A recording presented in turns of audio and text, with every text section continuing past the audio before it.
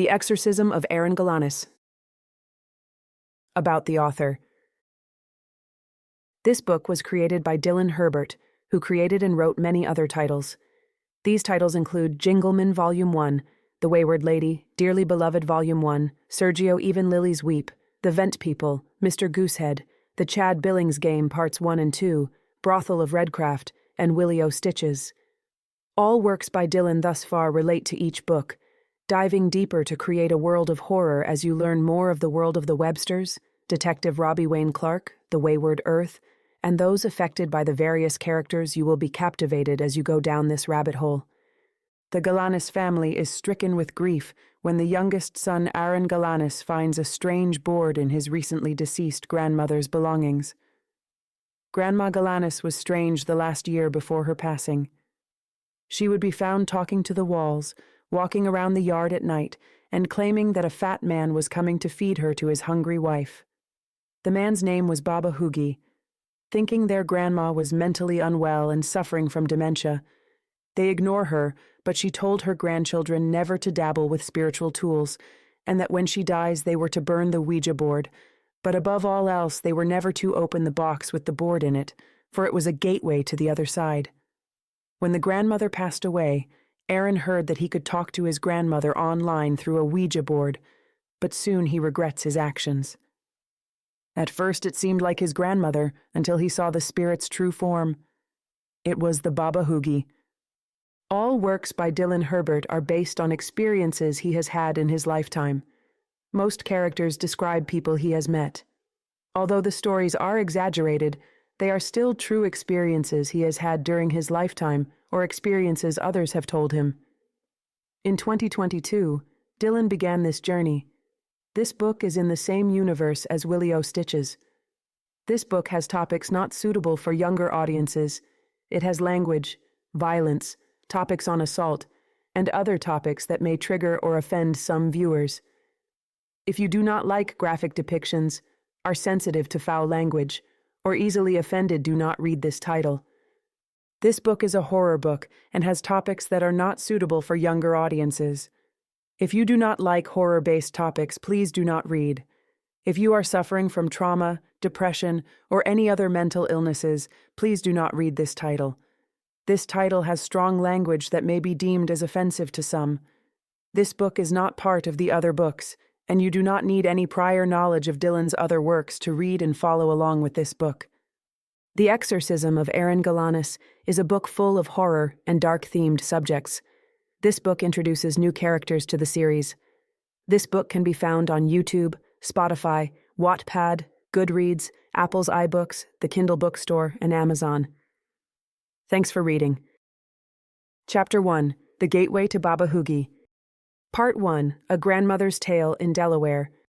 A young Vivian Galanis set down roots in the state of Delaware in a time of social segregation.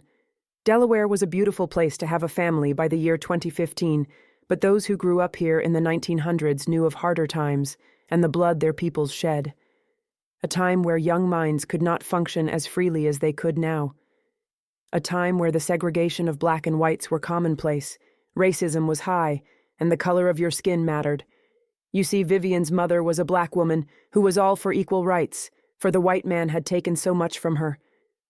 Mama Brown, which was Vivian's maiden name, often told her daughter of the horrors black folk dealt with from the 20s, 30s, and even now in the 40s. See, the truth is, dear, that black folks have been enslaved for year upon year. The white man has come to tear apart families through indoctrination. It is through brainwashing not the adults but the children. They say Jesus will lead us to the light, but what about the African religions that have been passed down through the generations as if our gods are no good? I cannot follow the white man, for he neglects his own children, treats his wife as if she were nothing, sleeps around like a savage beast with woman, and not any woman but mixing his demonic seed with us, forcing us to raise his offspring as he tears down the structure of the black folks, Shaquanda Brown, who was Vivian's mother, said angrily. Vivian's partner's father was Mexican. Their love was forbidden, for both their parents saw no benefit of dating outside their race. There is no place in our hearts for those Negroes, Hector. We must not taint our lineage with those violent folk. You understand, don't you, honey? The mother of Hector Galanis often said in a stern tone. It was no different from the father of Vivian, who made it be known that no daughter of his would ever date a non-black man. During this time, more riots in the streets could be seen. Business burned to ash because of the injustice America was facing. Were the black folks just supposed to roll over and let the bad seeds who had sprouted into racist tyrants walk over them? It might have been all America knew, but it was time for change. The radio could be heard. The world for the Negroes was changing, but still the whites had a crippling grip on the black community.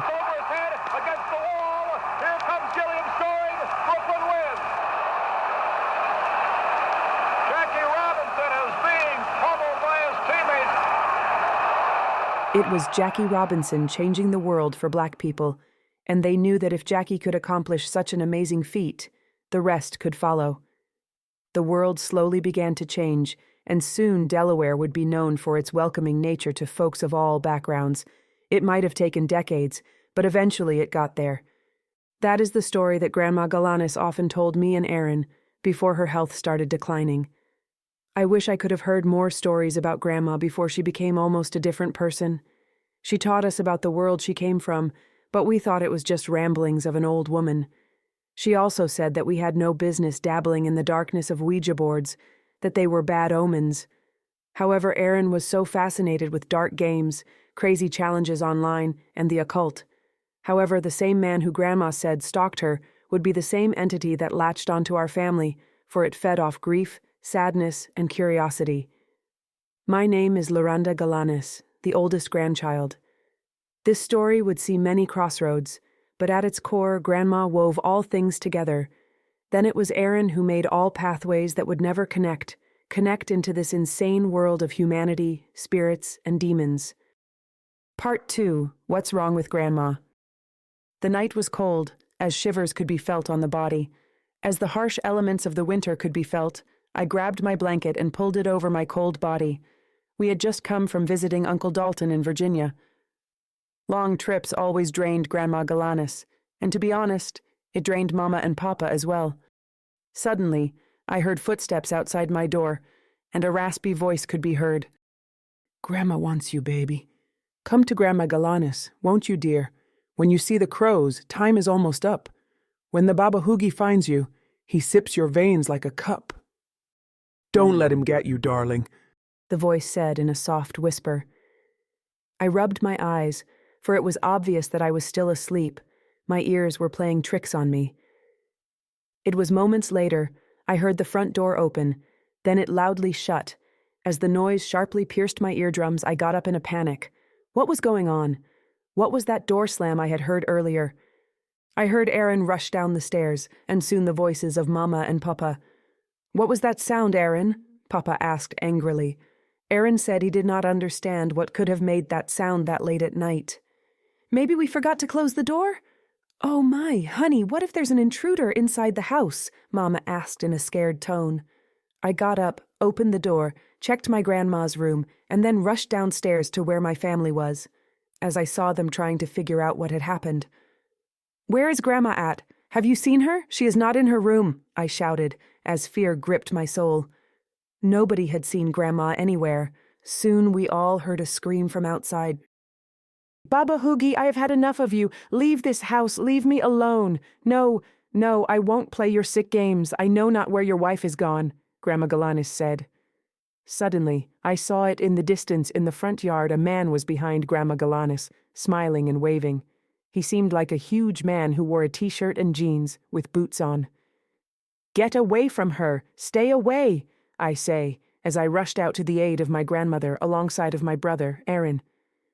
This confused my parents, who later wondered what me and my brother were doing, for they saw nothing. As the heartbeat quickened in my chest, a sense of fear and a boost of adrenaline entered my body. When we got to her, she looked to be in a trance. She whispered, "Baba Hoogie wants you, dear. He cooks and stirs as he hunts us all for his sickly wife who is hungry. Loranda, won't you let him in? Loranda Galanis, let the Baba Hoogie eat you. He will consume you as he feeds his wife." Grandma shouted at the two of us. In a matter of seconds, she just looked at me and asked how she got out of bed. "You were sleepwalking again, Grandma. Let's get you back inside," Aaron said.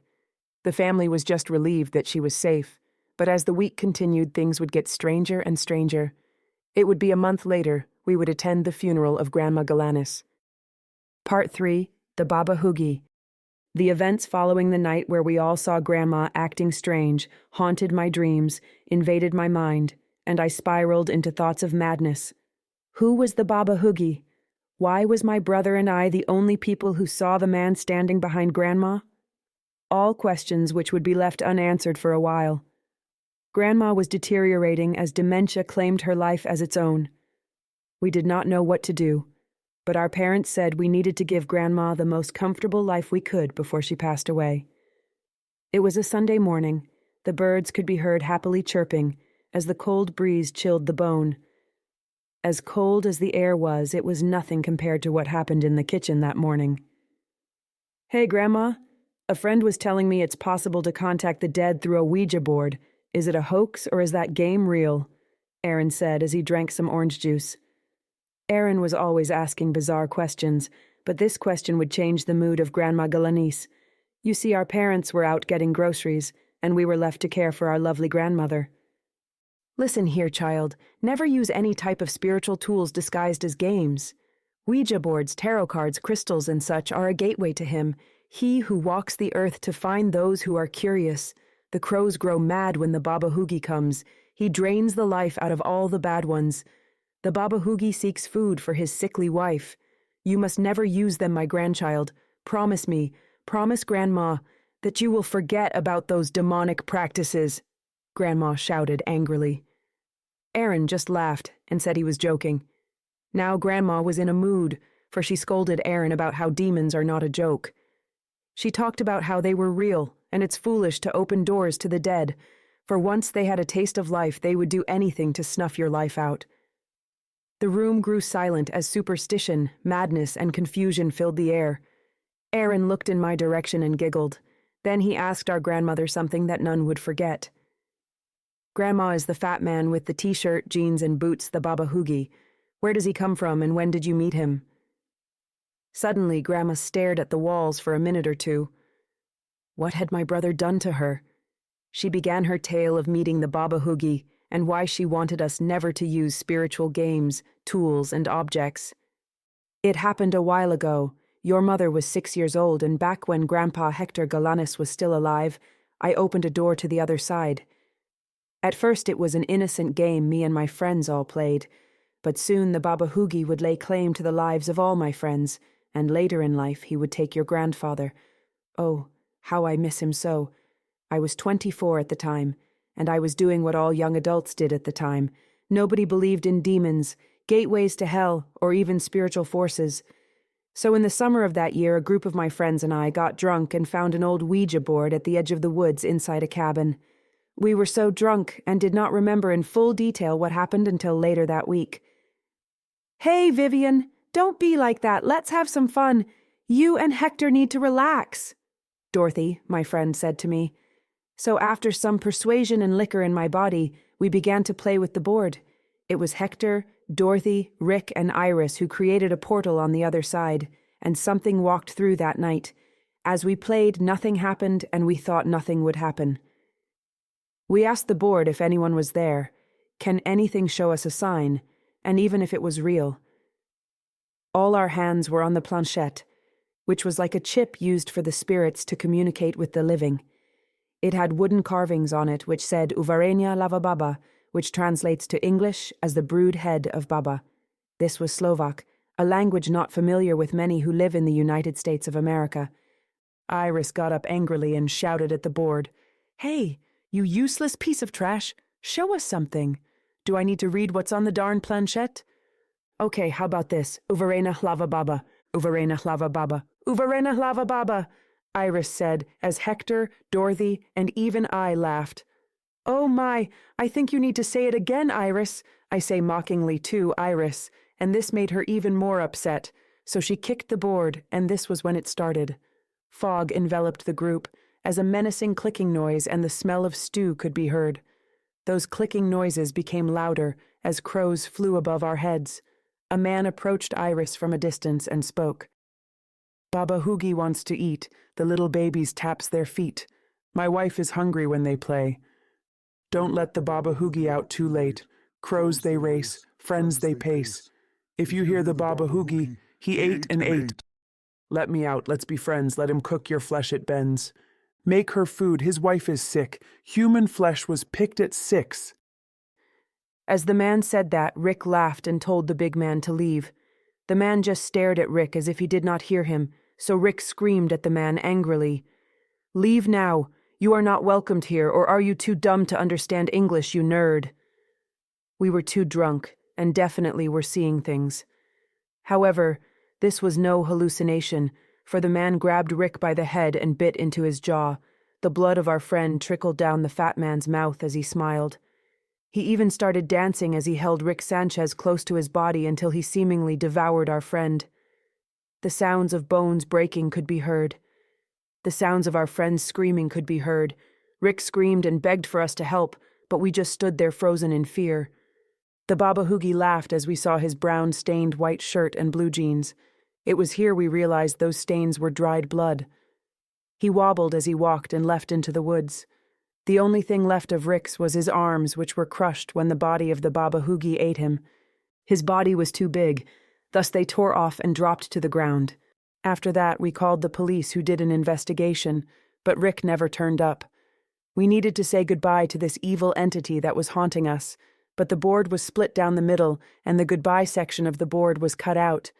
Would we be forever haunted by this spirit? A day later, Iris met the same fate, and then 2 days after that, Dorothy met the same exact fate. Hector would be stalked for 8 long years before the Baba Hoogie finally caught him. You see, it starts with only seeing him far away. The closer he is to you, the closer your death is. He stuffs you into his stomach as he then walks away to feed you to his wife. This wasn't a nightmare, but a terrifying reality we all had to escape. I eventually dove into the occult, dark practices, and learned a way to mend the board back to eventually say goodbye. However, by this time your grandfather was long gone. Your mother never believed this tale and often thought me to be a crazy old lady, but if you see him you must purify your souls in a cleansing bath before it is too late, Grandma Galanis said. Aaron scoffed at the story, for he had not used any Ouija boards, so how could he be seeing this so-called spirit? Well, that was easy. He touched the Predstavenstvo Baba, which was now in the possession of his friend, Richie Horn. Grandma thought she destroyed the board, but it just resurfaced after being found in a pawnshop in Delaware. Suddenly, Grandma starts smacking herself in the head. No, the Baba Hoogie is here. He wants you, dear. He wants him. He wants her too. The Baba Hoogie. We rushed to stop her, but just before we reached her, she smiled and began talking to me in a whisper. "Loranda, be a dear and put Aaron in the oven. Bake that boy till he pops. Cook the head of the boys. Cook the face of your brother. The Baba Hoogie won't stop.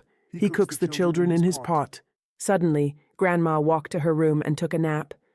I put the covers over my grandmother, kissed her forehead, and wished her a nice nap, after praying for her. In the end, this made Aaron even more curious about the board. However, in the following weeks, he became busy with his new job, friends, and life, that he almost forgot about the story Grandma Galanis told us. Part 4. The Last Days of Vivian Galanis. Grandma had lost almost all motor functions as she was seen in a vegetable state. Her skin pale, flaky, and dry could make anyone cry. Her voice when she did utter words, which were more of sounds, was raspy, dull, and dead. The once funny woman who could make you laugh was gone. The amazing cooking she did once upon a time was gone. She was the tether binding the family together. But her last night with us, we would all remember, for Aaron, Papa, Mama, and I heard her last words before she was taken from this earth. The night was chilling to the bone, and all were fast asleep, all but me. I could not sleep. Why did I have to go through this? I remember all the joy Grandma Galanis gave to the family, and I knew when she passed our family's close bonds would crack. As I laid there, I heard a conversation from my brother's room, which I would confront him about after the passing of our grandmother. "Hey, Richie, show me more of that Ouija board and how does it work? Isn't it just something to scare people? There is no way it's real, right?" Aaron asked curiously to Richie Horn. His friend on the phone showed him the rules and how it's played. Then you could hear laughing in the room from the two boys. Suddenly, Aaron's mood changed as he began to speak, but the more closer I listened, the more I realized that was not the voice of my brother. You have taken my wife from me. You are the reason my sweet Baba Yaga is sick. But don't worry, Richie, as I cook you in my pot, you will give nourishment to my darling Yaga. As your body breaks and bends in my stomach, know that God has left your side. When the full moon shines on your skin, be bathed in the agony of your destruction. Aaron said in a whisper. This scared Richie and he just laughed at his friend. Yo, dude, you are crazy. Look, I got to wake up early tomorrow to do something with my sisters. I will catch you later, man, Richie said, and the two soon hung up. I soon heard nothing, and I figured Aaron had gone to sleep for the night. Moments later, he rushes into my room. It's Grandma. She's outside walking in the yard.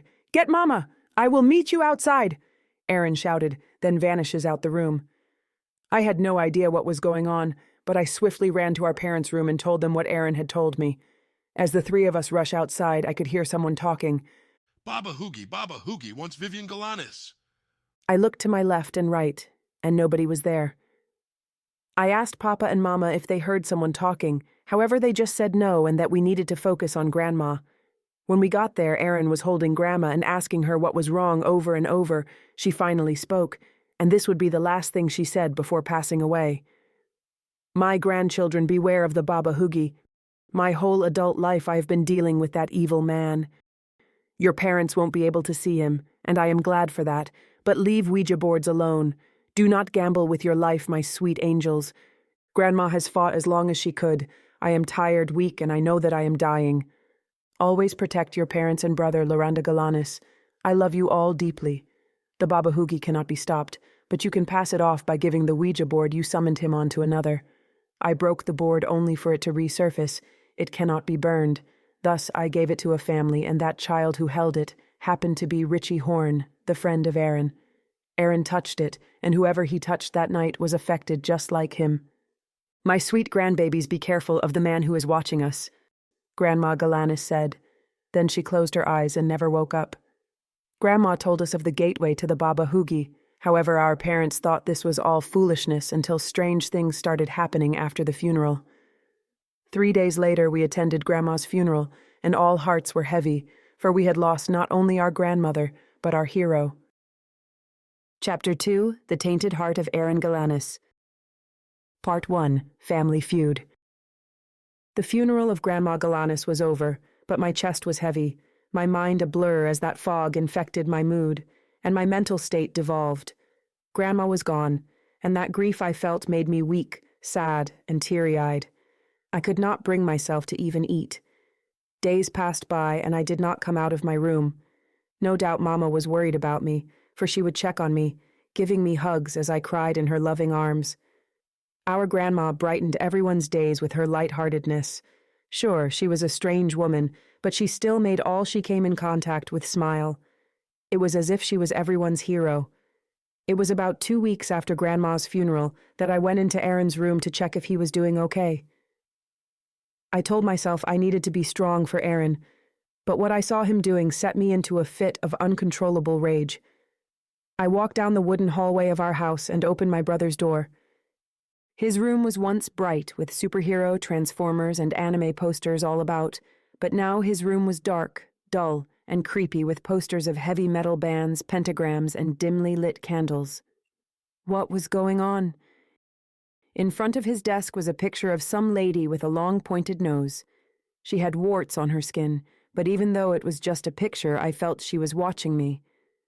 In the corner of the room was my brother, kneeling down facing the corner. I walked up to Aaron slowly and whisper out to him, "Brother, what is going on? Why does your room look like this?" I asked him. But he seemed not to even notice I was here. Then, as I approached him, I realized he was playing with a Ouija board. My concern for him soon vaporized as anger swelled up in my chest. "How dare you mess with the very thing that Grandma told us not to mess with? It was her dying wish, Aaron. You better throw them out, now!" I yelled angrily at Aaron, who just slowly turned to me with a look of disgust. Now you want to act like a sister, Loranda? You make me sick. For weeks you pretend I don't exist. For days you ignore me, and now you're mad because of this. You're so full of crap. I am grieving, Loranda, for the same woman you love to death is the same woman I lost and loved equally. Get out of my room. I will do whatever I want. I don't tell you how to cope with Grandma's passing, so don't tell me what to do to cope the way I need to cope. Aaron yelled at me. The tension between us was high, and I did not want whatever Grandma warned us about to come inside the house to terrorize us. Thus, I told Papa and Mama what Aaron was doing, and they barged into his room yelling at him. What the hell do you think you are doing, Aaron? Your grandma just died and now you want to bring demons into our house? You better throw all this crap away, young man, our father screamed at Aaron. Aaron was broken and you could see it in his eyes. He felt betrayed, alone, and defeated. All Aaron wanted to do is talk to Grandma, and he would do it by any means. Aaron yelled at his father that he just wanted to talk to Grandma again, and he knew he could if he got better at this. Don't you talk back to me, Aaron. Better know whose house you are in. You want to be the man, huh? I got something for that, Father said. Suddenly, Father smacked Aaron in the face, grabbed him by his shirt, and threw him on the ground. He took his Ouija board and broke it in half. As he did that, you could see Aaron scream. Father just walked out mad, and his wife followed her husband, but not before saying she was disappointed in Aaron. Aaron would never talk to me again after that. He became closed off, quiet, and reserved. I admit I should have never have told my parents, but I did not want to see Aaron dabble with the things that caused Grandma to pass away. It was a few weeks later, I decided to talk to Aaron to apologize, but I found him sitting on his bed, with his door slightly cracked. He was talking, but he wasn't on his phone, for Father had taken it away from him. The room was deathly cold, but I could vaguely see a shadow in the corner of the bed, where the light did not shine for the blinds were closed. I don't understand why it's okay for my sister to act like what I am doing is wrong, but she doesn't even try to understand me before she goes running to snitch on me. She can lock herself away for weeks and act like I don't matter. I do matter. Mama and Papa might not care about me anymore, but I miss Grandma so much. Please, I don't want to feel this way anymore, Aaron said as he cried. This broke my heart, for I did not realize that Aaron felt this way. However, I heard a voice on the other side of the bed, and as it spoke, Aaron's mood and personality would change. I will feed your sister to my wife. She will lick the flesh off her spine. I will eat your sister soon at night. She will be devoured. She might cry. I placed her in a tomb. I am hungry, for my wife eats and eats. Let me in, Aaron. Let us sin, Aaron. Be Baba Hoogie's friend, won't you? The voice said. I instantly opened the door and demanded who Aaron was talking to, but he ignored me and walked out the room. Aaron, talk to me. Aaron, I pleaded, but he turned around and told me he had nothing to say to a girl who doesn't care how he feels. He walked to me and said he hoped I died horribly and that I would not stop him from talking to Grandma. Aaron was hurt beyond words, and soon he would vanish for 5 days without a trace. Part 2. Days later. A concerned mother could be seen at the dinner table that night, pacing back and forth as her husband was tapping his feet impatiently. A daughter, confused on what was happening, asked what was going on, for she felt something heavy in the hearts of her parents. Hello, Mama and Papa. What is going on? I asked, but was met with the silence. Something had happened, but my parents were not saying anything. The daunting and eerie feeling could be felt in the air until my mother broke the silence. Aaron never came back home. I do not know where he could have gone. No doubt he was upset on the events that unfolded after you told us what he was up to. I wish we had not drove him so far that he felt that he could not come to us about how he was feeling, Mama said in a sad tone. Our hearts were racing, for what if something had happened to Aaron? We just wanted him to be okay. We had just lost Grandma Galanis. We could not take another death in the family. Suddenly the doorbell rings, and our hearts start racing again. Knocks follow the doorbell, then soon banging. We rushed to the door to see who was at the door. It must have been Aaron finally coming home. As we opened the door, a boy was standing outside. We were so relieved. Aaron had found his way back home. We could now rest our worried hearts, but when reality set in, we realized that the boy was Richie Horn. His head was bleeding and he was struggling to breathe. The only thing he managed to say before passing out was, "Save Aaron from the crazy man. Aaron will die if he doesn't escape." Grief turns to curiosity, then curiosity turns to gambling. Gambling turns into practice, and practice to oppression. Oppression, then possession. After that, only death. Aaron is not safe with that thing, Richie said in a soft tone before he passed out. Papa and I rush him to the hospital, and thankfully we did, for the doctor said if we waited any longer then we would have lost him. We waited for Richie to recover and would ask him what happened to him and Aaron, but before then Mama would hear from Aaron herself. The house was silent as Rhonda Galanis was in the kitchen, waiting for her daughter and husband to return from their trip to the hospital. One could hear the house's sounds as floorboards creaked and the walls seemed to hum. Rhonda was in a seeming trance as the thought of her only son and his friend flooded her mind with wandering thoughts, which soon became an obsession. Suddenly she was shocked out of her racing thoughts when her phone began to ring. She did not recognize the number. Maybe it was her husband or Loranda trying to call from the hospital, which was strange, for they could have used their cell phones. Reluctantly, she picked up the phone and accepted the call. "Hello, this is Rhonda Galanis," she said as she tried to wipe the tears off her face. "Mama, please save me. That man is after me. I'm on Old Marsh County Road. I don't know how I got here.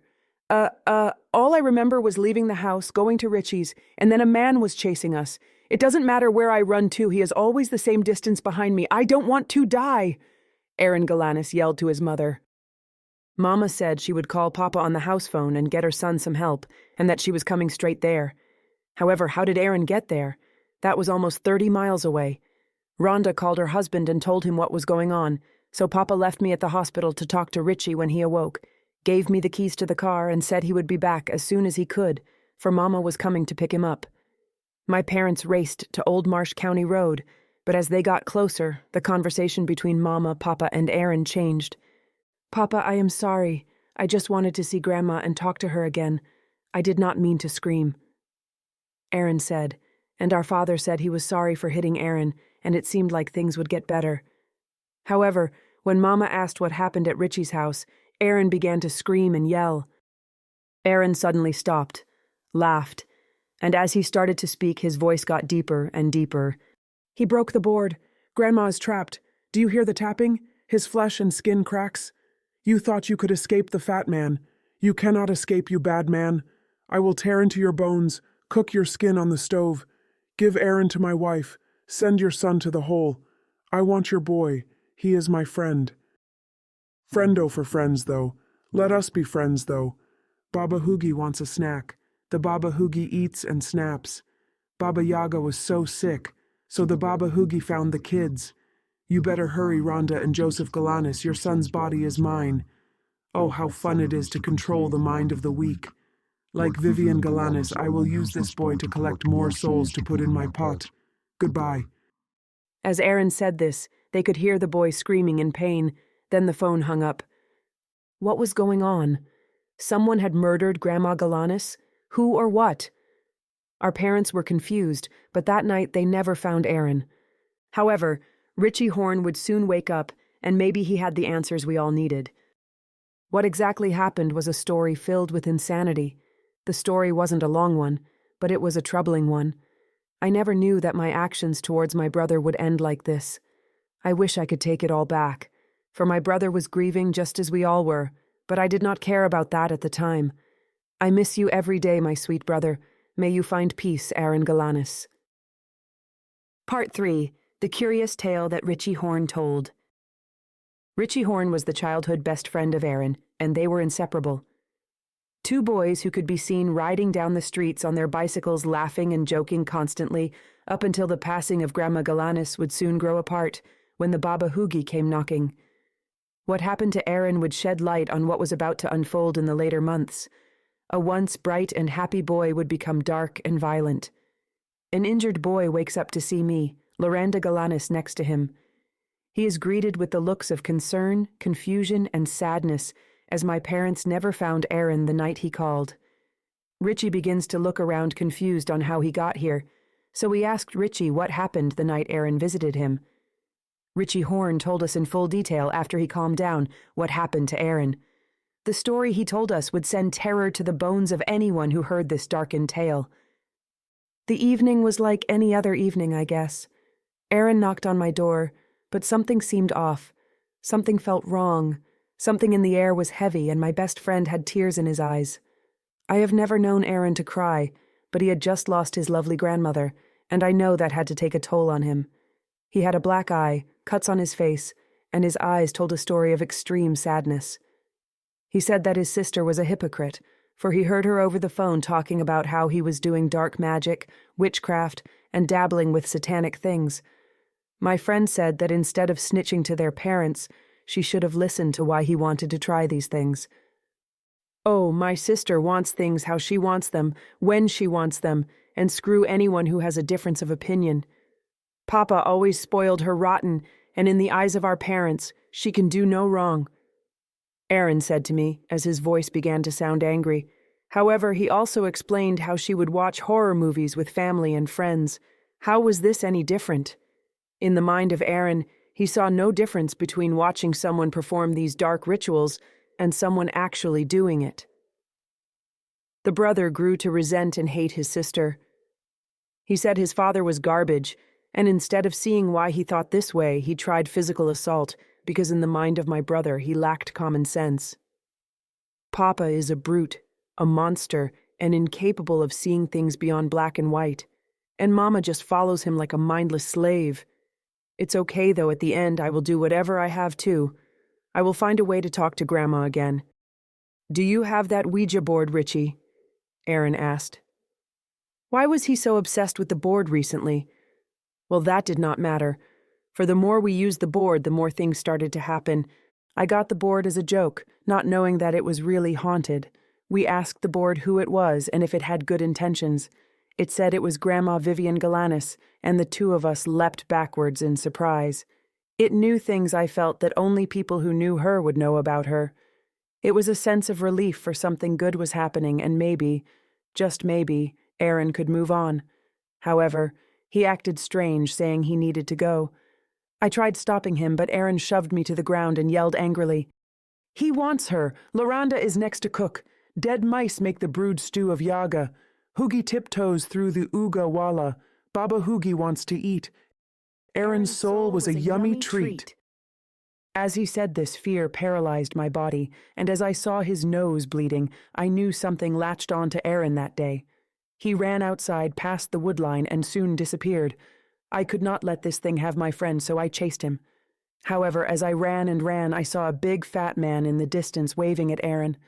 Aaron waved back, and soon before I knew it was night. The moon was hidden by the trees. I walked through swampy waters that reached up to my knees. Bugs were buzzing around, but faintly I could smell stew cooking in the pot. I later stumbled on a family that was camping near the old Marsh County Road. "Hello, honey. Are you lost or are you camping as well?" a sweet woman asked as she saw me approach. I frantically told her to stop my friend, for he is in danger. She laughed and said I was silly. However, by this time Aaron stopped, turned around, and pointed at the family. He walked slowly towards them with a smile so wide it sent shivers down my spine. His eyes were wide, his posture crooked, and his laugh dark. "Oh yes, that is the next meal for her. Feast on the bones of the wicked who laughed at you, calling you silly. We must protect your wife at all times. It is sad that people make fun of her, is it not?" Aaron said, and suddenly the fat man ran towards the family. "Get out of here! He is chasing you! Can't you see him?" I shouted at the woman, who was now annoyed. "Listen here, if this is a joke, I am going to ask you to leave. George, this boy is trying to disturb us," she said, but she was swiftly grabbed and stuffed into the belly of the fat man. All I could hear was bones crushing, her crying and screaming, her blood oozing out of her body, and I saw her neck twist backwards before her body was devoured. The only thing that was left was the shoes she had been wearing. "What the hell? Where did Amy go? Huh, are you the boy she was yelling about? Get out of here before—" Suddenly he was cut off, and soon met the same fate as his wife.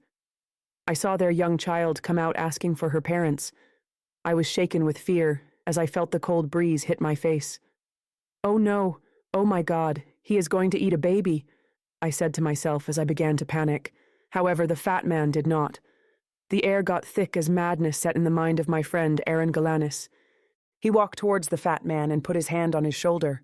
The fat man just grunted and whispered, Moja tora zena, musi bit zivena. Dajte jedź to dievka. Baba Hugi wants to eat. Baba Yaga wants to feast. Baba Aaron, Baba Utun, devour and put her in my pan. My sick wife must be fed. Give that girl to her. I was broken as what happened next would send me into madness and make me vomit. Aaron walks to the little girl and choked her to death. I scream and scream, but my body wouldn't move. He smacks her with a cooking pan until her head is wobbling from a broken neck and stuffs her into the fat man's belly. He turns around and beats me with a pan over my head and throws me down to the ground, and proceeds to stomping my head in until I saw black spots. Then he vanishes. I know in my heart that is not Aaron. It couldn't be. I asked for a ride to my house to passing vehicles, and soon a man gives me a ride. I tried to make it to your house, and that is when you found me. Please, we must save Aaron before that man forces him to do vile, criminal, and insane things. When he was taking the life of that girl, he looked to be in a trance. The same way he looked after we used the Ouija board called Predstavenstvo Baba, and after saying the words, Uvarena Hlava Baba, 3 times everything started. The board is evil. Aaron has taken the board, but we should go back, for just before I passed out briefly after Aaron attacked me, I saw an old-looking cabin in the distance. Richie Horn told us. We were all traumatized by the thought that our sweet Aaron would even attack a little girl. Richie's story seemed true to me, for Grandma Galanis had told us of some of the board secrets which supported Richie's story. In the following days, we would make sure Richie Horn was okay. Papa and Mama submitted a missing persons report, and for the next couple of days the town we lived in would know that Aaron was taken, maybe even kidnapped. Neighbors prayed that Aaron was still alive, but he eventually showed up and was found by a local pastor who was cleaning up for the night. The pastor said he was covered in blood, disoriented, and definitely confused. Aaron passed out and would wake up in the hospital that Richie was recovering in. Aaron opened his eyes and smiled. When he was questioned by nurses, police officers, and even his loved ones, it was strange. Aaron said he remembers talking to a man, but his memory was cloudy, and he did not remember anything before that pastor found him. In the upcoming days, our family's lives would change for the worse. When the devil came knocking on the Galanis' family's home, he would demand all to kneel before his reign. That loving, sweet, and joy-filled boy was gone, and in my heart I did not feel this was really Aaron. My brother would talk to people, but not me. At first I thought he was talking to me until I realized he never was, really. Aaron would never talk to me after I did what I did, to send him to the edge. Chapter 3. Bad Omens of the Wicked. Part 1. The Night Hag Comes to Play. We had finally got Aaron back, but he was vastly different. He did things that were odd. He said things that made no sense. He stayed in his room and hummed all day. He was never outside like he used to be. He did not join the family in watching movies, playing games, or just talking. I did not realize this until the 3rd day of my brother being back. We were eating lunch with Mama and Papa. The 3 of us were overjoyed and happy that Aaron was safely at home. Papa was drinking beer when Mama told him that he might want to take a break till after everyone ate lunch. He snapped at his wife angrily. "Don't tell me what to do, Rhonda," Papa said. Mama grew silent along with me. Papa was nice when he wasn't drinking, but ever since the passing of Grandma, he was always drinking. "Hey, you drunken fool! How will you keep your house in order when you can't even control your urges to drink, you fat cow?" Aaron said in a whisper. This shocked us all, for Aaron rarely talked back to his father and never initiated anger from him. "What did you say, boy?" Papa yelled. You heard me, you foolish twat. You did not believe Grandma when she told you of the Baba Hugi, and now his wife seeks to collect your testicles. She wants to keep them as trophies and gobble you up. She will feast on your flesh, bite off your neck, and when she is full, Mother Yaga will feed you to him. The Baba Hugi wants you, you drunken silly man. Aaron said. Papa lunged at Aaron, but Aaron picked up a fork and stabbed him in the hands. He then grabbed the beer bottle Papa was drinking from and broke it on his head. Sit down, you fool! His body is almost ready. The boy will lead me to my next meal. I cook and bake. I eat the babes. I bite and rip. Goodbye, dear. The Galanis family is mine. I have eaten Hector, Vivian, and soon LaRonda will be mine forever. How can a silly man who doesn't believe in demons win against something like me? Aaron said. We were all in shock. For what did Aaron just do? Forget that. What was he even talking about? Seconds later, he turned to Mama and asked her why Papa was hurt. Who did this to Papa? Who hurt him? We have to get them. Now, he said with tears in his eyes. Aaron rushed to the aid of his father and demanded someone tell him who hurt him. I reluctantly said it was him, and he grew silent, but muttered that he did not remember doing that. He said he would never inflict harm on his family. Mama cried as she took care of Papa. She took him into the room and later left me with my brother. When my parents had left, I asked my brother if he was feeling okay. He did not reply to my question. So, I changed the subject, but every time I would ask him something, he would not reply. There were times I thought he was talking to me, but it did not make any sense. I love cooking. Don't let Mama in. Don't let Papa win. When it's done, we will go home, Aaron said. I just ignored it and went into my room. As I was sleeping that night, I could hear the never-ending humming of my brother. I wished he would give it a rest. It was all day long. It was growing annoying. I walked into his room, but when I opened the door, I did not see him. His room was dark, as if he removed all the candles in his room. I did, however, hear a woman's voice. It whispered to me. LaRonda, come to me. I have been watching you. Come to where Grandma's life was snuffed out like a dying flame of a candle. You stupid, foolish, silly girl. Come to Yaga. Come to Mama. I screamed, for I felt the hand of a person touch my hair. As I looked behind me, a tall woman with warts on her face and a pointy nose was there screaming at me. Her mouth was wide open, and a long tongue came shooting out.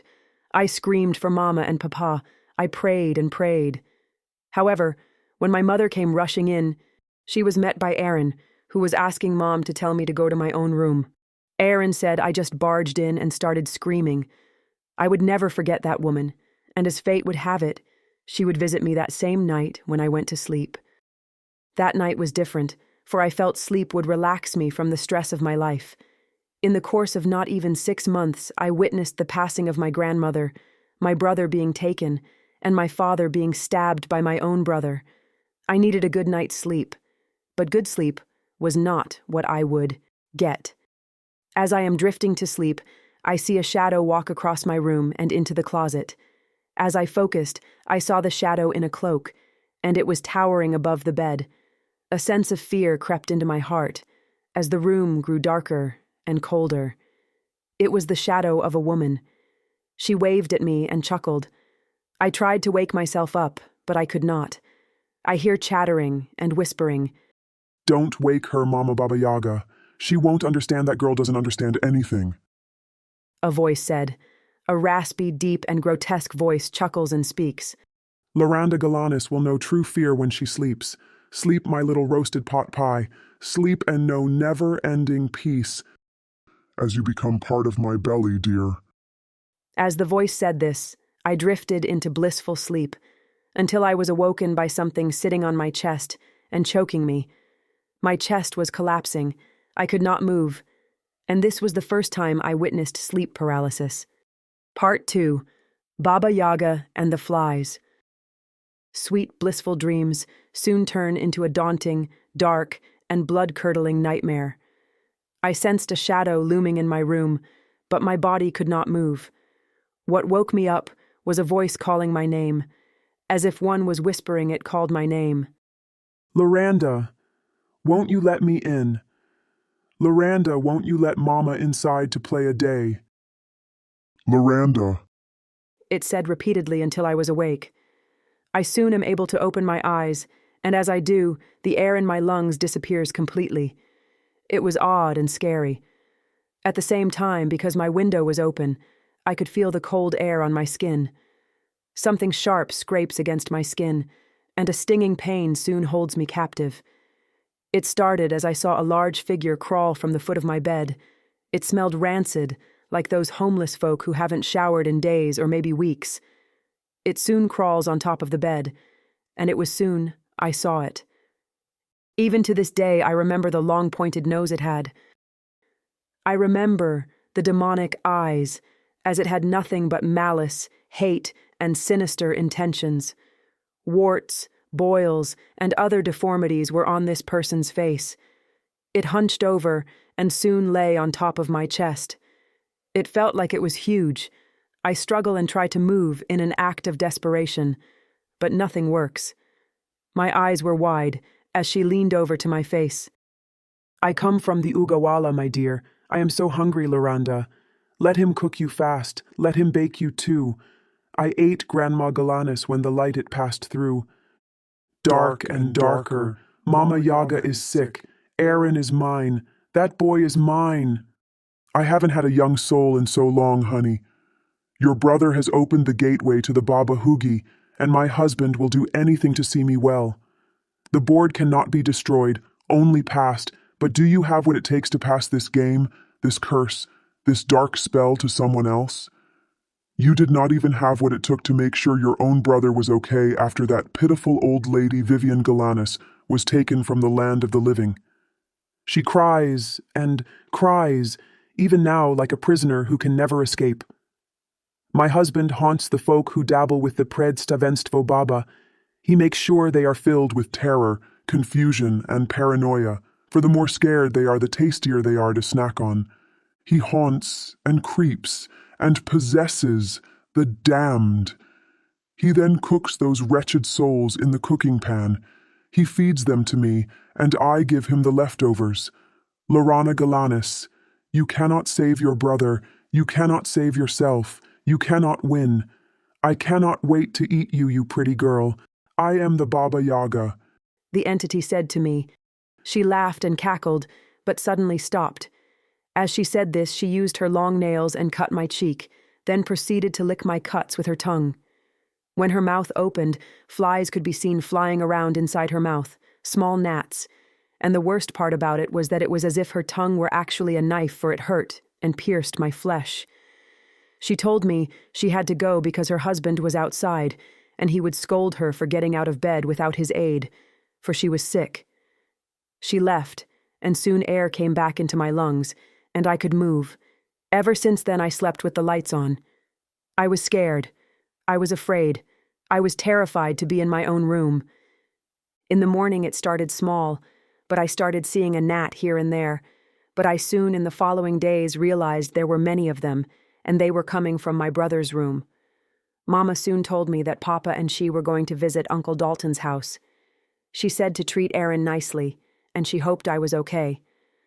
They left that evening, and when they came back, everything would be different.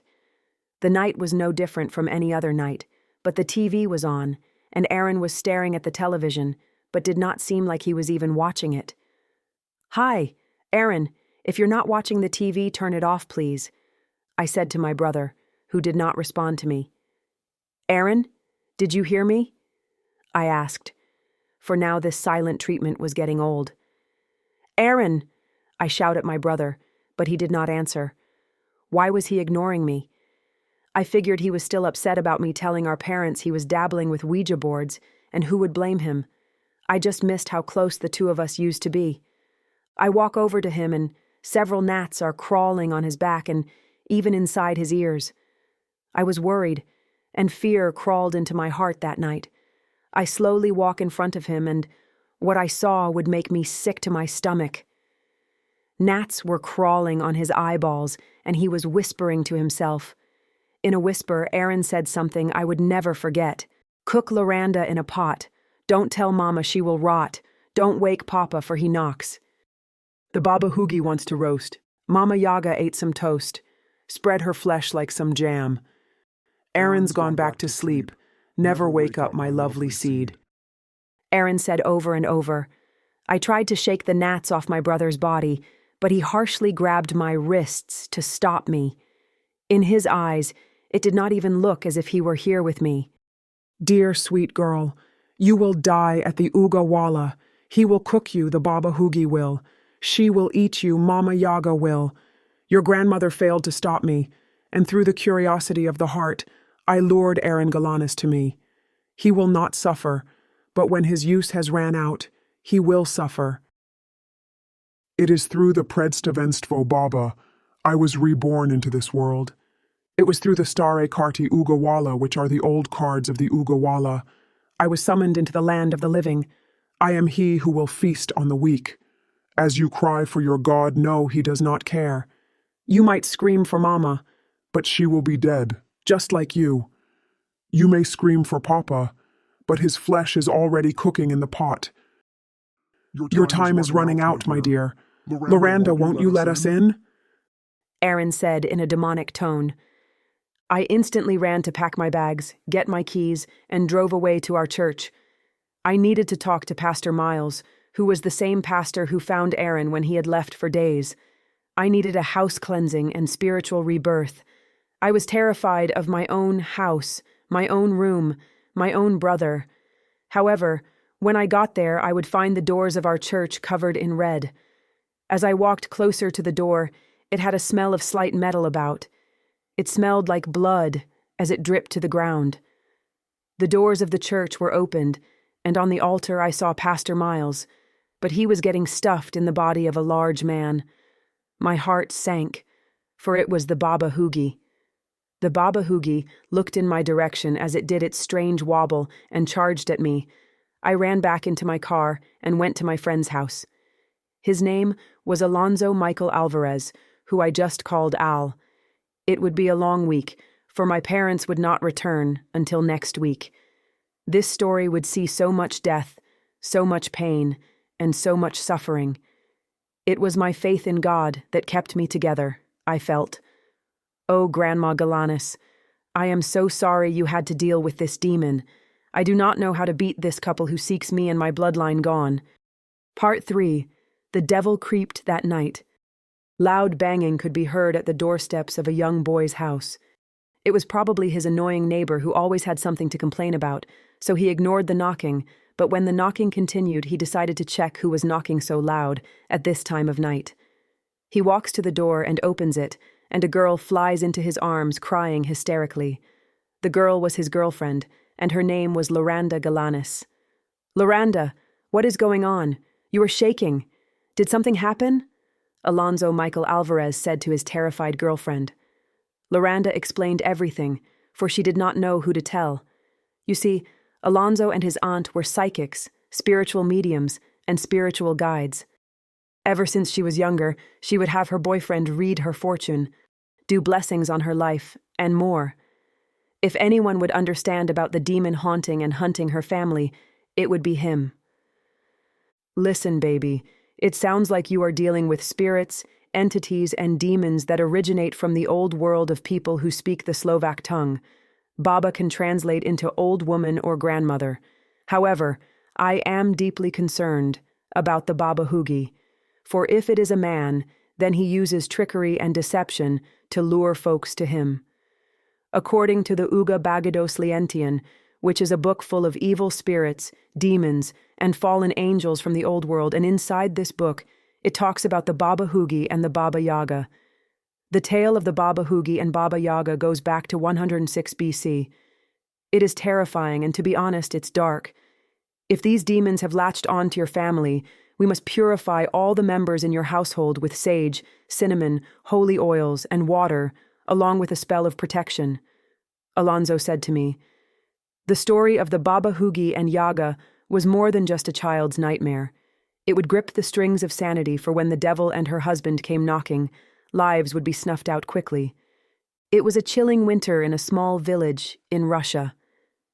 A girl and her brother were bored, for Mother told them it was too cold to play outside. Mother kept warm by drinking, and by now she was on her 7th bottle of vodka. The front door, and even some of the hallway, was frozen. Icicles formed on the ceiling of the kitchen, and the harsh whistling of the heavy snowstorm made it hard to hear anything.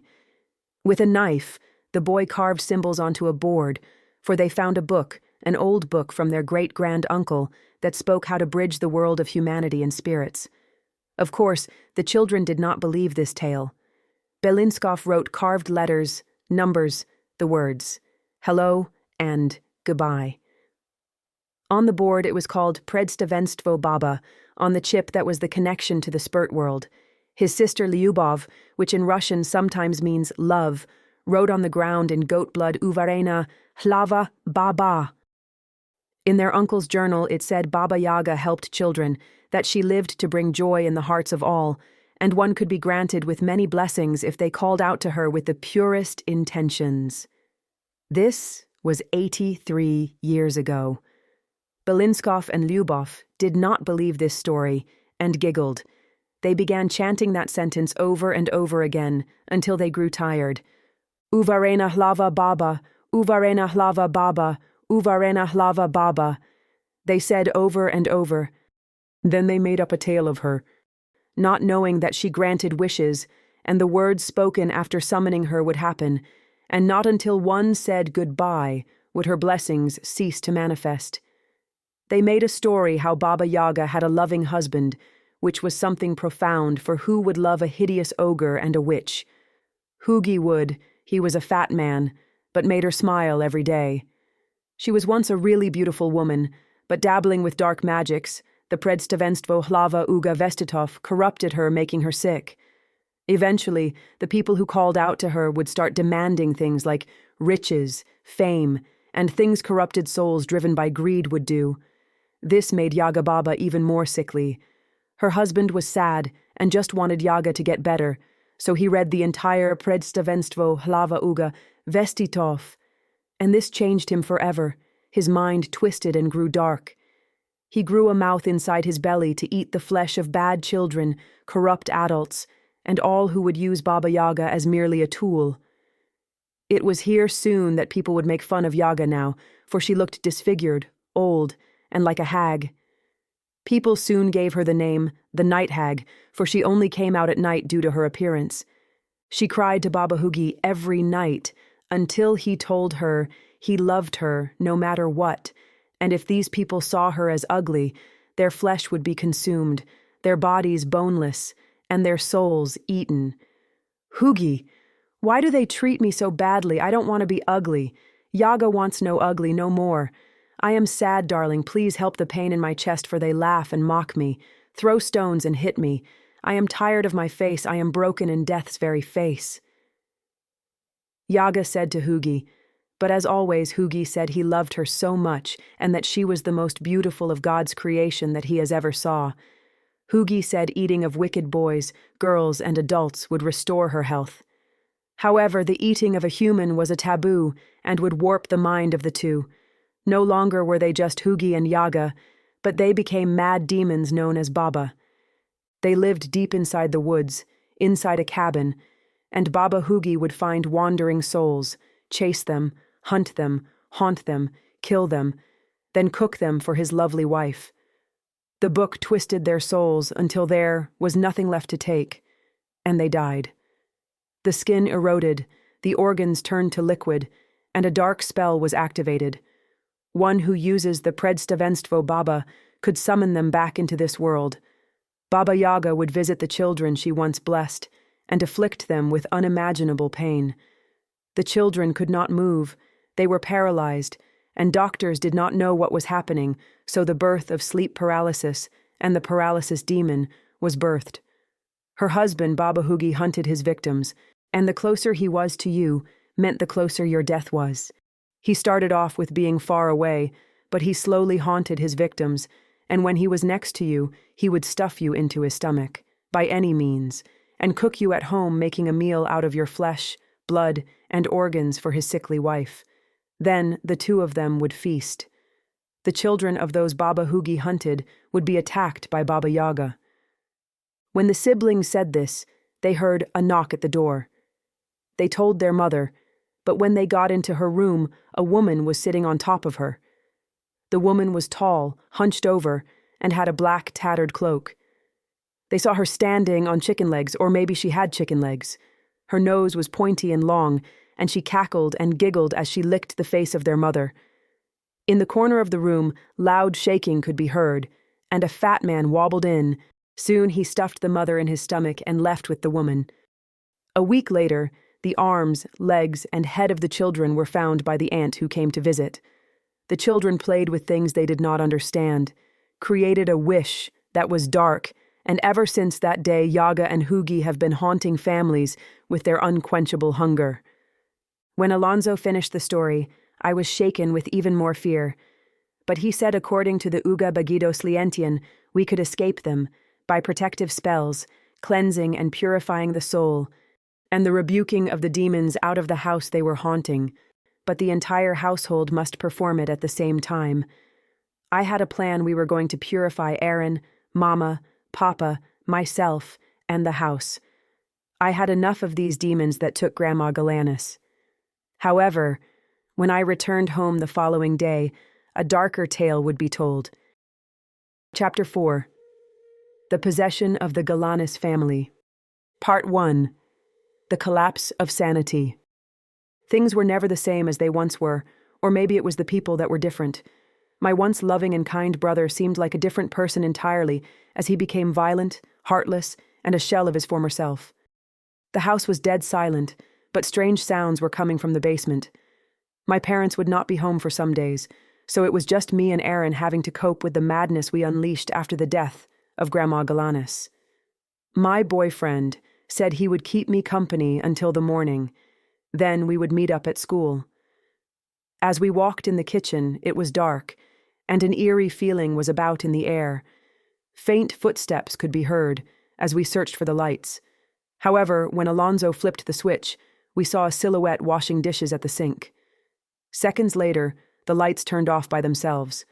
Candles and black trash bags were on the counter, and a strange smell could be smelled as a dripping sound invaded the eardrums. Alonso walks up to the kitchen sink and asks who is there. It was a woman wearing an apron. Then, in a low tone, she spoke. Hello, dear. Welcome to where you will die. Say your little prayers to your make-believe God. How I can't wait to snap your limbs like a twig, Alonso. Oh, how I can't wait to cook your flesh in my pot, Loranda. He is almost here. Aaron will send you to the gates of purgatory, and as you wake up, dangling like swine, I will cut your damn throat. All kids are bad, and all parents don't believe in the night hag. Baba Yaga wants a treat. Baba Hugi wants to feast. Baba Poot, Baba Oot, Baba Descrato Neblo Uga Frendo. I will gut you like Grandma Galanis. I will eat you like a little snack. Die in my belly, for Mama and Papa are never coming back. The voice said. I was beyond scared and knew not what to do. Alonso begins to say words to fend off the evil voice. From the Uga Bagidos Lientian, go back to the Uga Wala. I rebuke you in the name of the Holy Mother Mary, Saint John, and God the Father himself. You have no power against God, demon. Baba Uga Yaga, I banish you back to your swampy cabin filled with your victims. Baba Uga Hugi, I banish you to never set foot inside this loving home. May you be forever returned to the Ugawala. As long as the Holy Spirit blesses this family's home, you are not welcomed. I reject your invitation. Leave now. Alonso screamed at the demon. Suddenly the voice shrieked and cried, a cry that would pierce the ears, and all the cabinet doors swung open as a harsh, cold gust of wind blew into the house. The sink was frozen as the water froze in midair. The woman grew taller as her legs and arms stretched, bent, and grew bigger.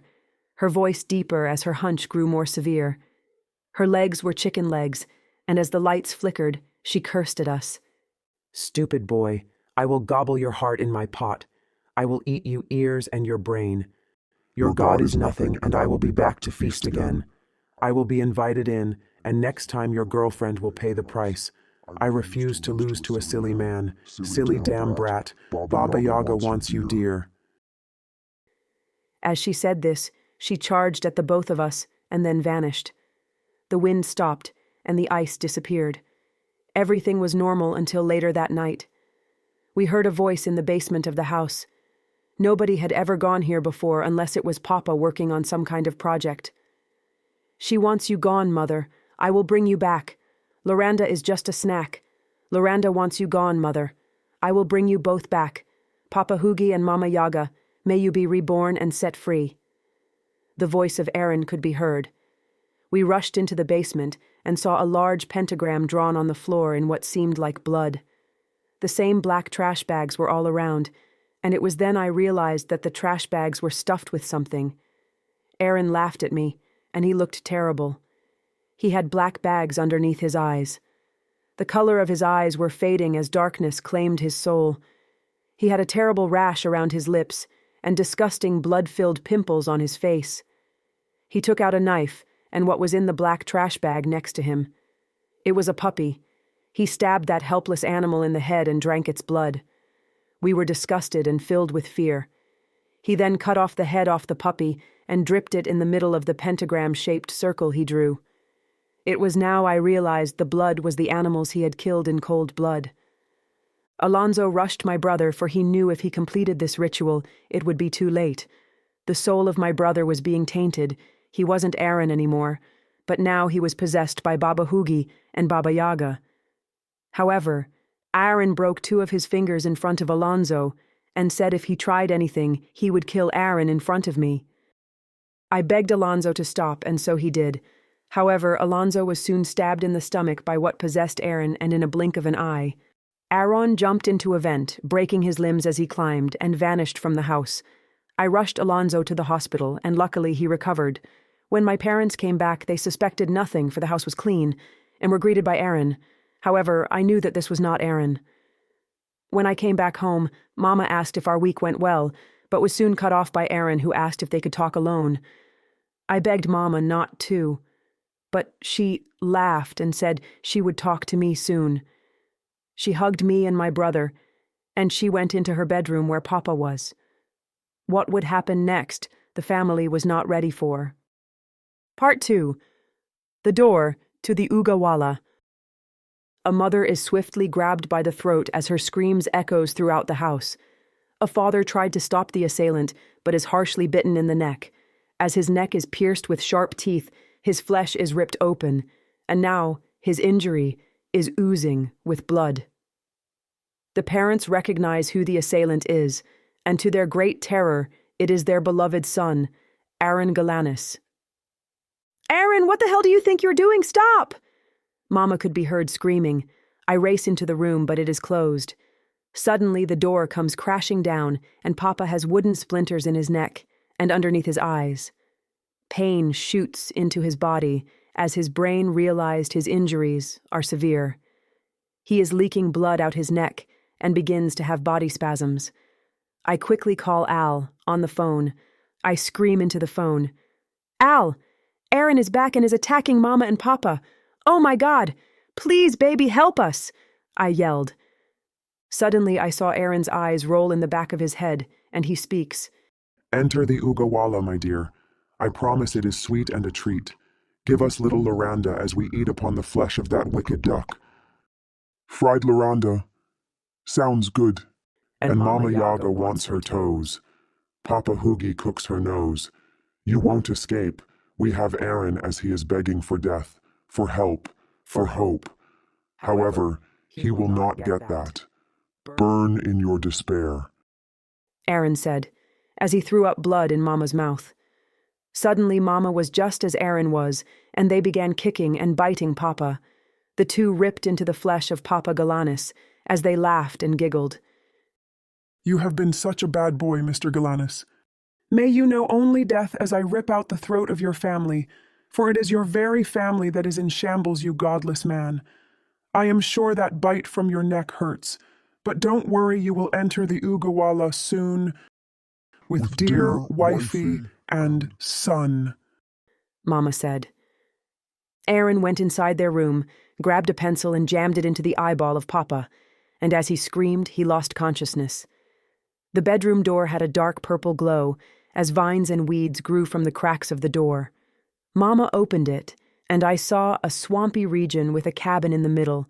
Two strange figures walked closely to the opened door and waved happily at me with their eccentric-looking smiles and evil faces. It was Baba Yaga and Hugi. The fat man races towards the door, and his wife follows. One grabs Mama and the other Aaron, and they are dragged into the door before it closes behind them. As it is closing, I hear Baba Yaga speak. Our door is always open to you, dear. Come save Mama, Papa, and your little snot-nosed brother if you dare. Here there is no God to save you, and you will meet your end here, Loranda. Goodbye, honey. I was riddled with crippling fear as Al comes in, but he was too late. My mother, father, and brother were gone forever. All I could do was cry. However, Al asked why I was crying, and I told him. He said that made no sense, for they were all downstairs in the living room, but when I followed my boyfriend downstairs and saw my family, something was wrong. Mama was smiling as she was staring at the clock. She twitched her neck and soon peed herself.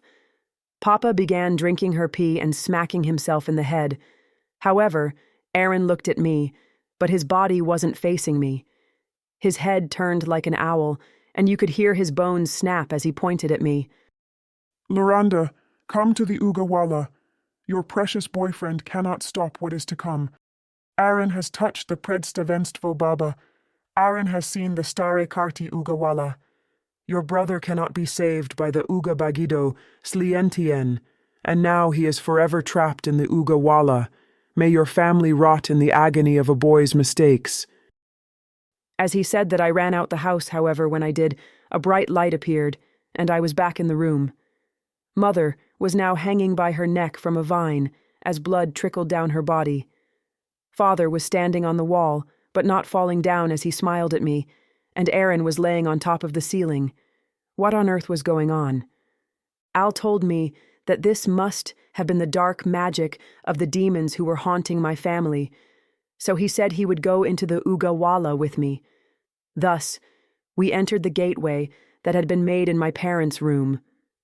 As we entered, we heard vultures flying above us, and they dove to peck our skulls, eyes, and flesh.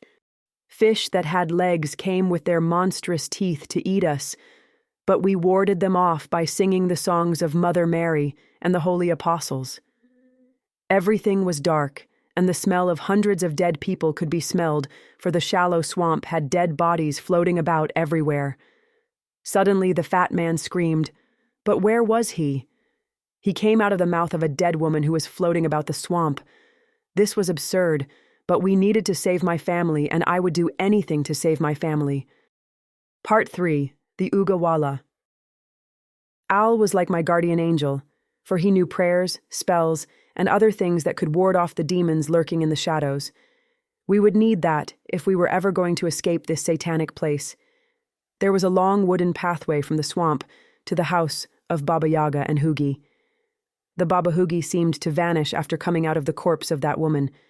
Her mouth stretched open, and her jaw ripped, which caused her upper body to rip open. Blood filled the lake, which was so thick one could not see into it. Strange music could be heard throughout the swamp. Walk down the Uvarena Hlava Baba, the brood head, it hollers. Yaga wants to make you stone, Papa Hugi ate his toes. Baba wants children too, but the wicked man took her kids. When you sleep, she bit their knees. If they leave, Hugi is in the trees. From the swamp chomp, their thoughts, God has left, and so will you. Play with the Predstavenstvo Baba. Won't you play a day? Good men die and sinners cry. There is no escape from the Uga Walla way. I'm not sure how much madness I could endure. I felt like whatever was in the cabin was going to attack us. As we approached the house, it screeched and wept. It rose to the sky on chicken legs and asked us what was needed to be said. I tried to think, but was met with terrible laughter. You know for Mama Yaga, you know good for Papa Hugi, Uga, Booga, Predstavenstvo Baba, Die a slow, agonizing death. The cabin said to us as it turned its back to us and tried to stomp us to death. We rolled, dodged, and weaved. We tried to escape, but the house stood towering in the sky. It was horrifying, but Al was prepared and whispered, "Ah! Listen to my words, you wretched witch's cabin! Little house, turn your back to the forest, your front to me. Invite the peaceful breeze of two. Al and Loranda are coming through. Friends of Baba, friends of all. Baba Yaga, Hugi. We stand, enthralled." Suddenly the house turned around and reverted to what it was before, and the door opened. How did Alonso know so much about this place and the demons we were fighting? According to him, the Uga Bagidos Lientian held the secrets of evil spirits, fallen angels, and demons. He had been practicing with his aunt for 11 years. We prepared to enter the house, and we saw the couple eating at a table. Welcome, dear, to my home. May you rest in the agony I felt when the children spread lies upon my good name. May you rest in despair as I take what was taken from me. Die an agonizing death as I slit your eyeballs, gobble your tongue. May you be forever stricken in terror as I rip your family apart. Baba Yaga said. I demanded to know where my family was, but I was met with laughter. I asked again in a louder tone, and this time Yaga just smirked. I asked a third time, and now Baba Yaga's body grew as it did in the kitchen of my home that night. Her arms were now more toned, but her limbs still thin. Her pointy nose reached far, and her teeth were all now fangs. Don't command me, girl. I am an ogre. I am the witch. I am she who eats and eats. Forever not satisfied as hunger makes me mad. Your family is upstairs where they are begging for help, but aid they will never get. I have killed many who are connected to this very story. Vivian, Hector, Dorothy, Iris, Rick, and many more. You cannot stop us, and you will be next to die Alonso and Loranda. The evil woman said. Al wasted no time and rebuked the Baba demons. I have the Uga Bagidos Lientian, you foul witch. May you be forever unable to enter the living world. I banish you to a fate of blindness, hunger, and death. In the name of the Holy Father, you will never harm a soul again. In the name of the Son, your husband will die swiftly and can no longer corrupt you, you night hag. In the name of the Holy Spirit, you will atone by being swallowed up by the same swamp you used to ensnare others. In the name of the Apostles, I rebuke the hold you have on the Galanis family. You grip on their family and those around them will fade. Know your end is nigh. Goodbye, Baba Yaga and Hugi. The air was heavy, and the skin froze as ice appeared about the body. It started storming thick snow, and all we could see was white. All we heard was screeching from the two, but we moved on to save my family. As we got them, the door was locked. I panicked because we had come so far. What would we do? Suddenly, Alonso kicked it down, and we entered. I embraced my family, and we escaped the house. Tears of a happy reunion was shed, and soon we all said we loved each other. The body of the Baba Hugi was melting in blue fire, and as he screamed, his wife cried. You won't get away with this, you stupid boy, she said in a raspy tone. However, we found the door we came from and escaped back to my parents' room. We had all made it. We had defeated the night hag and her evil husband, or so, we thought. A burning fat man came through the door and grabbed Alonso, tearing into his chest with its iron-like razor teeth. The flames soon stopped, and the fat man entered the very mouth of Al until he burst open, and his guts flew everywhere about the swamp. I cried and was devastated. Then Baba Yaga, who was next to him, spat and cursed at Aaron. May you be forever connected to the Ugawela, my dear boy. Your sister Loranda thinks she has won, but find the Predstavenstvo Baba and give the Uga Bagidos Lientian to Mama Yaga. I will await for your return, but know this one thing, boy. The Baba Hugi will possess you to do things you remember not. Loranda, you have lost this dance, you pitiful girl. Rest in agony, crippling fear, and despair, my child. As she said this, the door closed, and we would never be able to go to the Ugawala the same way again. My heart was burdened with unimaginable grief. My boyfriend, Alonso Michael Alvarez, died the same day when my family was saved. I miss him every day, and words cannot begin to explain. Like Grandma Galanis, Al was my hero. May you find peace in heaven, my lovely boyfriend, until we meet again. Chapter 5. The Exorcism That Led Downstairs. Part 1. Unholy Acts. The atmosphere in the Galanis household held a heavy, dark, and looming sense of fear, as all knew the grief I, Loranda, was suffering from.